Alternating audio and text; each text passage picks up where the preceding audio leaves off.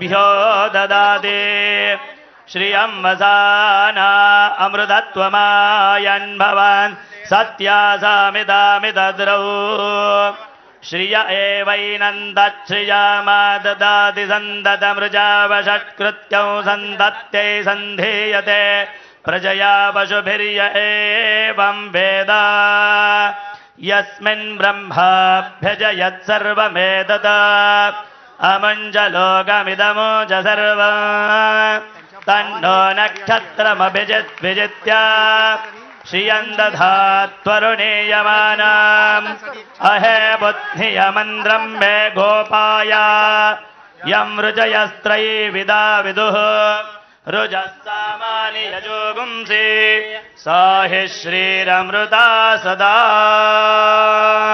दीर्घायुष्यमस्तु.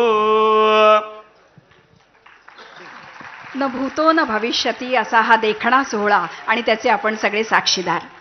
पंडित हृदयनाथ मंगेशकर अर्थातच आशाताईंच्या भावानी सुद्धा त्यांच्यासाठी एक सुंदर साडी आणली आहे आणि त्यांची अशी इच्छा आहे की आदरणीय मोहनजींनी ती साडी आशाताईंना द्यावी. मी विनंती करते ती साडी घेऊन यावी आणि मोहनजींच्या हस्ते ती आशाताईंना प्रदान करावी. ह्या सगळ्या भावना आपल्या सुद्धा मनात आहेत, त्यामुळे जोरदार टाळ्या वाजवून आपण या भावनेमध्ये सहभागी होऊया. टाळ्यांचा गजर जोरदार करूया.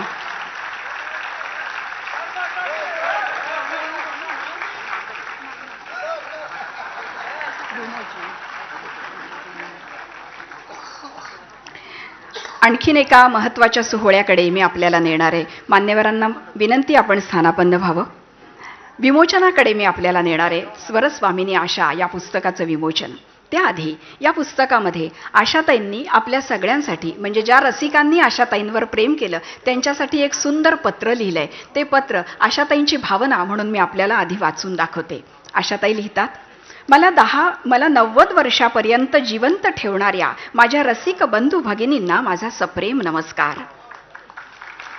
तुम्ही नसता तर कुणीच कलाकार झाले नसते, पण तुम्ही मला 80 वर्ष सातत्याने प्रेम केलत. माझ्या जीवनात कष्ट बघून तुम्ही मला तुमच्या घरातली एक सदस्य मानता. धन्यवाद हा शब्द फार छोटा आहे. मला असंच प्रेम देत राहा. तुमचीच आशा भोसले. मी विनंती करते आपल्या सगळ्यांच्या वतीनं आदरणीय माननीय डॉक्टर मोहनजी भागवत यांना त्यांनी या सुरेख पुस्तकाचं प्रकाशन करावं आणि प्रकाशक म्हणून डिंपल प्रकाशनचे अशोक मुळे यांना पण मी मंचावर आमंत्रित करते. अशोकजी मुळे यांनी कृपया मंचावर यावं. डिंपल प्रकाशनचं हे 50वे वर्ष आहे. सुवर्ण महोत्सवी वर्ष आहे. डिंपल प्रकाशनसाठी सुद्धा एकदा टाळ्या आणि एक महत्त्वाचा सोहळा आपल्या सगळ्यांसाठी. स्वरस्वामिनी आशा या सुरेख ग्रंथाचं प्रकाशन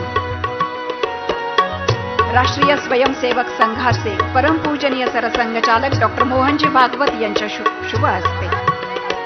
उत्कृष्ट छपाई, दुर्मिळ छायाचित्र आणि 90 मान्यवरांचे लेख असा हा सुंदर